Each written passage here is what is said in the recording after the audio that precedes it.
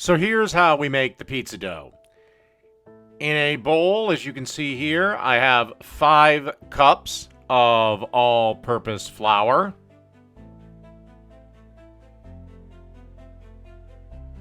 Then I'm going to add 2 packs of instant dry active yeast. If you use regular active dry yeast, not the instant stuff, then you will have to warm up the beer to about 110, give or take. Then we want to add a teaspoon and a half of sea salt. And then you want to add 16 ounces or 1 tall boy of beer. Can be pretty much any beer you like. I just go with Budweiser because that's what I like. Okie dokie. Then we just want to get our paddle attachment and turn it on and let this mix around, knead around for 8 to 10 minutes. Then I took the dough out,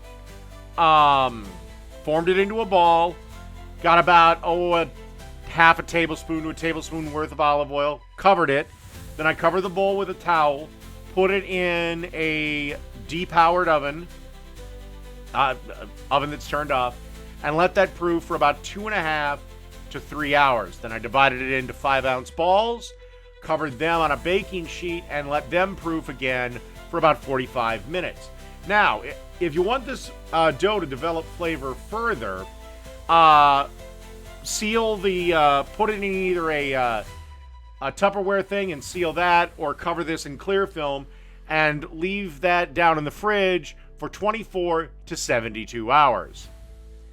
All right, that's pretty much the dough recipe.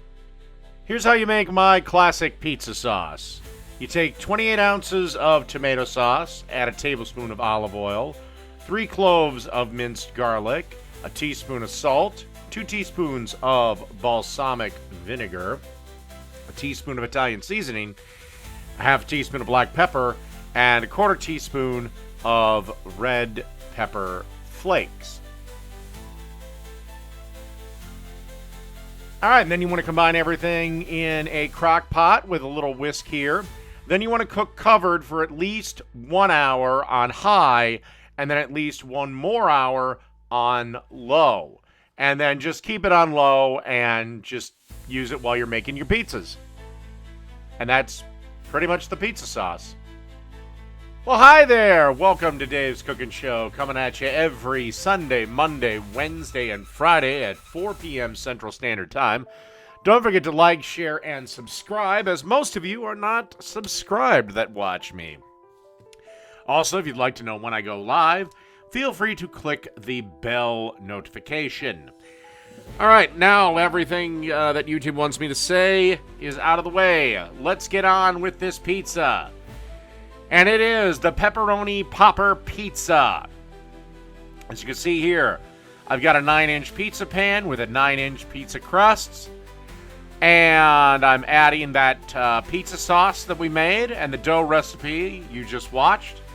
And again, like I always say, I like to add a lot of sauce. That's just me. That's just the way I like my my pie. And I'd love to know how pizza got pie in it. There's nothing pie-ish about it. Anyway. So you have your sauce. Now we're going to add some pepperonis. And then we want to add some bacon, because bacon makes everything better.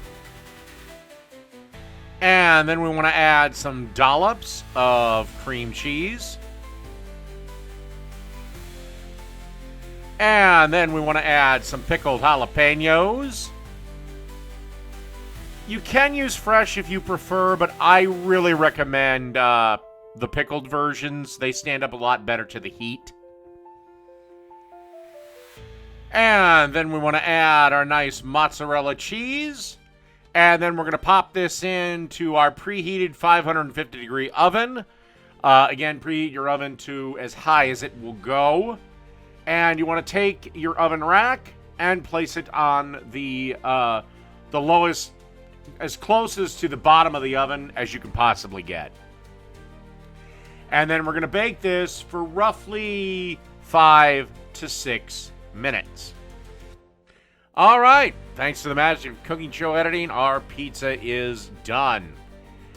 Last thing to do is grab a cutter, slice this into slices. So that's the pepperoni popper. Done.